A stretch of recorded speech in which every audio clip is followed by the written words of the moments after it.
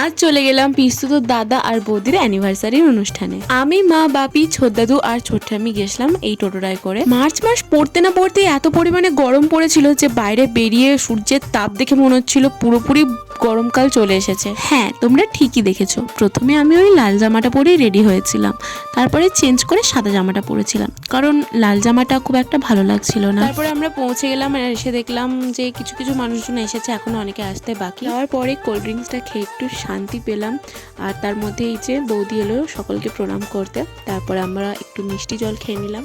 আর তারপরের সময়টা যে আমার জন্য কি কঠিন ছিল, মানে কি করে যে সময় কাটাবো সেটাই বুঝতে পারছিলাম না। সেভাবে কাউকে ঠিক করে চিনিও না, আর একা একা খুবই বোরিং লাগছিল। তার মধ্যে মা তার চেনা একজনকে পেয়ে গল্প করতে শুরু করে দিল। তো আমি একা একা বসে বসে বোর হচ্ছিলাম, এদিক ওদিক ঘুরে ঘুরে দেখছিলাম। তো তারপর আমরা খাওয়া দাওয়া করে নিলাম, আর এই আইসক্রিমটা খেতে দারুণ লেগেছে আমার।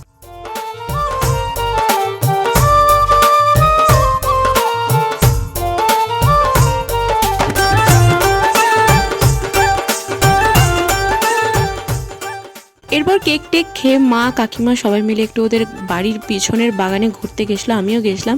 আর এখানে অনেক দিন পরেই মড়াইটা দেখলাম, আর আমাদের বাড়িতেও ছিল আগে, কিন্তু এখন আর নেই। তো তারপর সবাইকে টাটা বাই বাই করে আমরা বাড়ি চলে এলাম।